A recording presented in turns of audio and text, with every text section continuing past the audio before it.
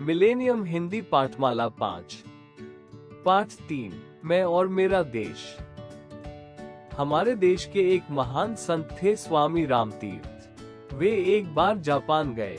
वे rail में यात्रा कर रहे थे। एक दिन ऐसा हुआ कि उन्हें भोजन में फल न मिले। उन दिनों फल ही उनका आहार था। रेलगाड़ी एक स्टेशन पर ठहरी। वहां भी उन्होंने फलों की खोज की, किंतु मिल न सके। उनके मुंह से निकला, जापान में शायद अच्छे फल नहीं मिलते। एक जापानी युवक प्लेटफॉर्म पर खड़ा था। उसने ये शब्द सुन लिए। सुनते ही वो भागा और कहीं दूर से एक टोकरी ताजे फल ले आया। उसने वे फल स्वामी रामतीर्थ को भेंट किए और कहा, लीजिए, आपको फलों की जरूरत थी। स्वामी जी ने समझा, यह कोई फल बेचने वाला है। उन्होंने उससे फलों के दाम पूछे, पर उसने दाम लेने से इनकार कर दिया। बहुत आग्रह करने पर उसने कहा, आप इनका मूल्य देना ही चाहते हैं तो अपने देश में जाकर किसी से यह न कहिएगा कि जापान में अच्छे फल नहीं मिलते। स्वामी जी युवक का यह उत्तर सुनकर मुग्ध हो गए। उस युवक ने अपने इस कार्य से अपने देश का गौरव न जाने कितना बढ़ा दिया। इस गौरव की ऊंचाई का अनुमान दूसरी घटना सुनकर ही पूरी तरह लगाया जा सकता है। किसी देश का एक युवक जापान में शिक्षा लेने आया। एक दिन वो सरकारी पुस्तकालय से कोई पुस्तक पढ़ने के लिए लाया। इस पुस्तक में कुछ दुर्लभ चित्र थे। इन चित्रों को उस युवक ने पुस्तक में से निकाल लिया और पुस्तक वापस कर दी। किसी जापानी विद्यार्थी ने उसे देख लिया और पुस्तकालय को उसकी सूचना दे दी। पुलिस ने तलाशी लेकर वे चित्र उस विद्यार्थी के कमरे से बरामद किए और उस विद्यार्थी को जापान से निकाल दिया गया।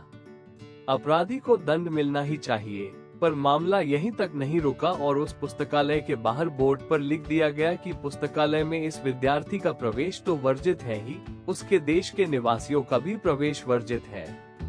जहां एक युवक ने अपने काम से अपने देश का सिर ऊंचा किया था, वहीं दूसरे युवक ने अपने काम से अपने देश के मस्तक पर कलंक का ऐसा टीका लगाया, जो न जाने कितने वर्षों तक संसार की आंखों में उसे लांछित करता रहा।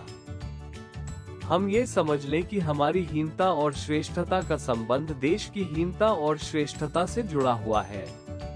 जब हम कोई हीन या बुरा काम करते हैं तो हमारे माथे पर ही कलंक का टीका नहीं लगता, बल्कि देश का भी सिर नीचा होता है और उसकी प्रतिष्ठा गिरती है। जब हम कोई श्रेष्ठ कार्य करते हैं तो उससे हमारा ही सिर ऊंचा नहीं होता, बल्कि देश का भी सिर ऊंचा होता है और उसका गौरव बढ़ता है।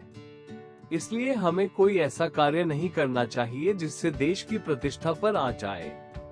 क्या आप चलती रेलों में, मुसाफिर खानों में, क्लबों में, चौपालों पर और मोटर बसों में कभी ऐसी चर्चा करते हैं कि हमारे देश में यह नहीं हो रहा है, वो नहीं हो रहा है और यह गड़बड़ है, ये परेशानी है?